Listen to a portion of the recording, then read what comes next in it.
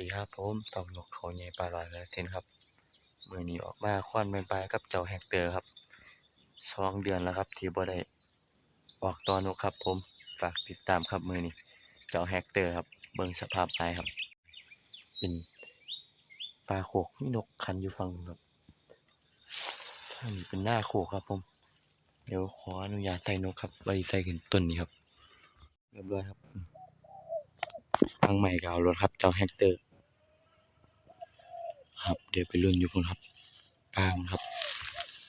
นกปลาเรียกบ่ไปลุ้นนะครับผมผ่านไปประมาณ10 นาทีแล้วครับยังมีแต่นกตัวโยนหาเรียกหานกปลาเงียบกริบเลยครับแต่มีนกปลาประมาณคู่หนึ่งครับลงกินอยู่ฝั่งทางนกตัวผมใส่ไว้ต้นบ่สนใจนกตัวครับเอาหยุดรอไปครับบ่คือก็สิได้เปลี่ยนไม้แล้วครับผม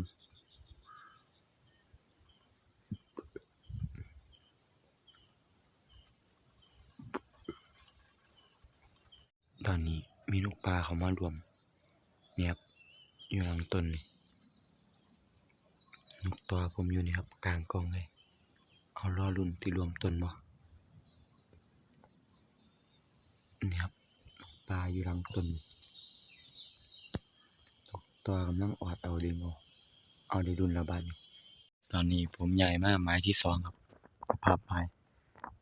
ได้นกตัวเรียบร้อยแล้วครับผมสภาพไม้ข้างหลังนี่เป็นแม่น้ำพานนะครับนี่เอาแม่น้ำพานแต่อยู่กลางป่ากลางโคกเลยครับตอนนี้แจ้งๆมีนกปลาคันอยู่ทางผมจอดรถไว้นะครับเขาไปรีปลานะครับเอาลุ้นๆครับไม้ที่2ตอนนี้ผมย้ายนกปลามาปลาข้างหน้านี่ครับมีนกปลาเข้ามาใกล้แล้วครับนกตัวกำลังดึงเอาครับผมโผล่แห้งมาได้ครับอยู่ใต้ต้นเลย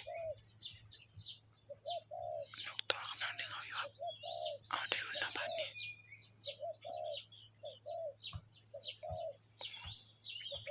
เจ้าแฮกเตอร์ดึงเอาอย่างหนักครับเอาลูกเขาบังคับลมเจ้าแฮกเตอร์ครับ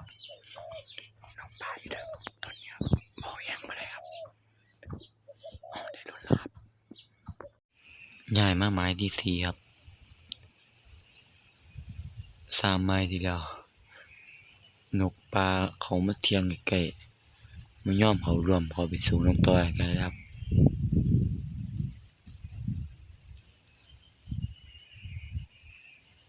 ผมใส่นกตัวทางโคกนี่ได้ยินได้เสียงอัดกันกับนกปลาน่าจะเห็นนกปลาแต่เนี่ยไม่เห็นหรอกครับจอดฟังเอาได้รุ่นแล้วครับหมายที่4ก่อนกลับบ้านครับ4 โมงแรงแล้วมีนกปลาเสียงน้อยๆครับเขามาหานกตัวกำลังเฮ็ดเอาอยู่ครับน่าจะอยู่สูงครับอยู่ประมาณปลายไม้แต่ผมใส่ตัวไว้ตรงกลางครับอ้าวรุ่นครับนกตัวสิดึงลงวะนี่นกปลามีอาการแปลกๆครับเดี๋ยวผมซูมให้เบิ่งนี่อยู่ประมาณกลางกองเลยเหียกแล้วคู่แต่นกปลาเงียบไปแล้ว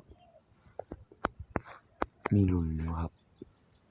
แต่เนี่ยหันไปคือบ่มีหยังดินอยู่หน้าศาลนั่นแต่นกตัวทั้งเหียกทั้งคู่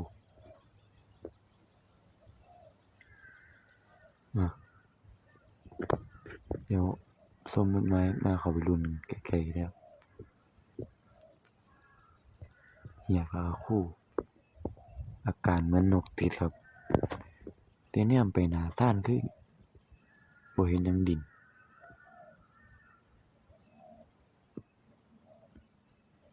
นั่นคู่ล่ะเฮ้ยเรียบร้อยแล้วครับผมเห็นดินแล้วหั่นเอ้าเดี๋ยวขี่รถเขาไปเบิ่งกันเลยครับเอาบ่ได้ปิดกล้องครับว่าจะนกปลาดินอยู่หน้าศาล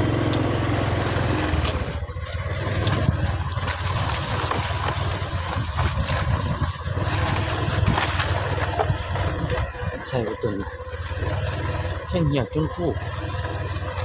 มันจะมีแนวดินมีหลายชั้นอยู่นะนั่นเลยมันจะไม่สามารถท่านได้เห็นได้คือบดิน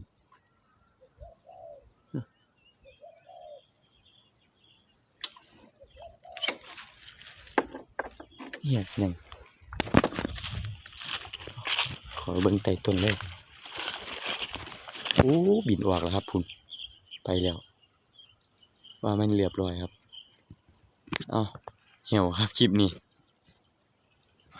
ผมนั่งอยู่ไกลพร้อมเป็นป่าไม้สูงครับป่าไม้สูงเนี่ยมาบ่เห็นครับเห็นแต่ทั้งคู่ทั้งเหี่ยวบัดใดแต่นกปลาอยู่ปลายไม้ครับยืนเบิ่งนกตัวเอาคลิปนี้ก็น่าจะเหี่ยวครับผมมื้อนี้กลับบ้านครับผมเอานกลงครับ